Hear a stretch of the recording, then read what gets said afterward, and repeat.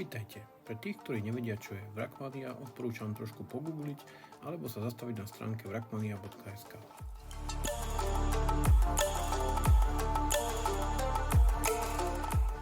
Wrackmania je vlastne slovenskou verziou českého Gumbalkanu. Tento rok sme sa na Wrackmaniu vybrali staručkou Feliciou pokoriť Balkán.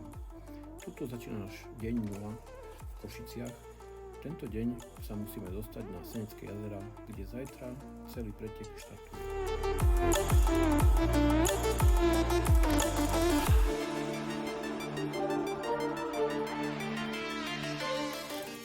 Ako správni Wrackmaniaci sme si ešte naplánovali malú zastávku v Prahe a v Lučenci.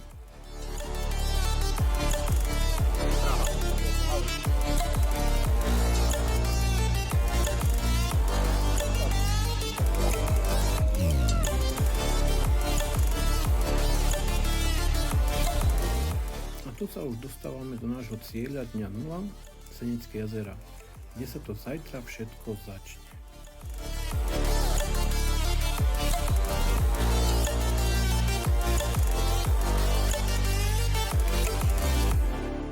Feliči tu máme teda zaparkovanú, tak sa ideme zaregistrovať a dať si prvé pivko.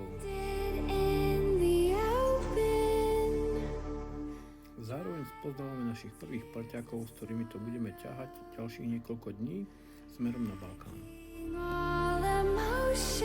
Predtým, než si dáme prvé pivo a začneme spoznávať svojich spolu-wrackmaniakov, potrebujeme rozložiť tábor, stan a auto. Tak čo, Aďo, ako funguje ten dvojsekundový stan? No ten dvojsekundový stan, no, dávaj. Aj to žltú treba. Raz, dva. A few moments later. Sa to rysuje, už sa to rysuje. Má to aj spodok?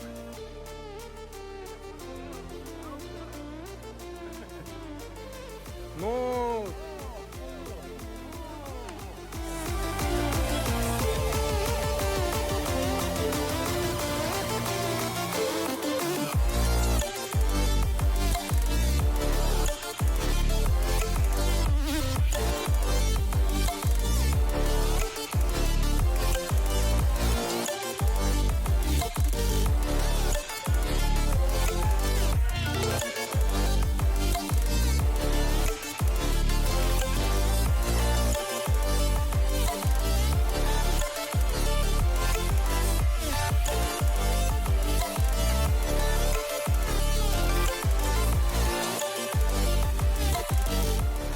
Nastalo ráno.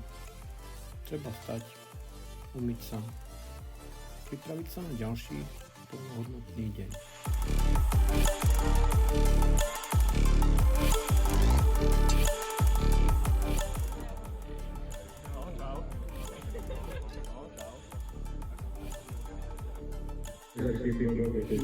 Dúfam, že aj vy.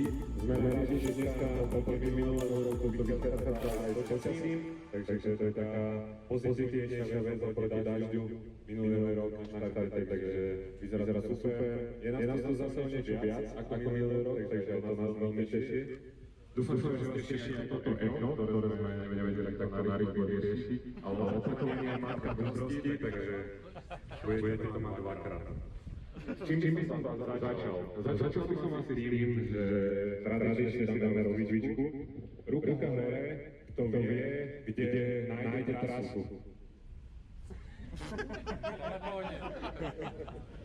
Dobre, a tí, čo ste nevyhli ruku, znamená, že neviete, tak si ešte raz teraz zapamätajte, hore ruka, kto vie. A oni vám povedia. Čiže čo neviete, tak sa spýtajte tým, čo zdvíhali ruky. Alebo poďte za nimi. Dobre, takže čo sa týka trasy, tak ešte raz.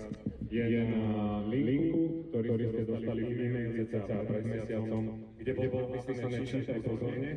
Takže dúfam, že ste to všetci čítali pozorne, minimálne ten nápis. Dobre. Keď už sme pri tej trase, takže pôjde sa plus minus to isté, čo minulý rok, ale len čo sa týka krajín, čo sa týka tej trasy, tak je úplne iná. Na nejakých bodoch sa stretáva, ale na nie. No a Skoro. Už je po echu. Echo už nie je. Aj to bez toho. Takže vesmír asi chcel naznačiť. Takže čo sa týka trasy, je to slobodné, je to všetko na vás. Dajte si vlastné tempo, nemajte žiadne očakávania. Nemajte očakávania, že dojdete do Albánska, lebo keď má niekto očakávania, tak väčšinou je sklamaný. Takže keď dojdete do Albánska, berte to ako bonus. A keď sa vám niečo stane na ceste, tak riešte to v zmysle nášho hesla, ktoré máme napísané aj na našom vesmírnom korábe, a to je Don't Panic, takže nepanikarte a užívajte si to. Takže sloboda, žiadny checkpoint nie je povinný, keď budete chcieť niečo preskočiť, kľudne to preskočte. Keď budete chcieť nejaký checkpoint si nájsť vlastný, kľudne si ho nájdete. Keď sa vám to bude zdať málo offroadové, tak choďte si hľadať vlastné skratky. Keď sa vám to bude zdať veľa offroadové, tak v tom prípade tie skratky, ktoré sme tam my dávali, tak preskakujte.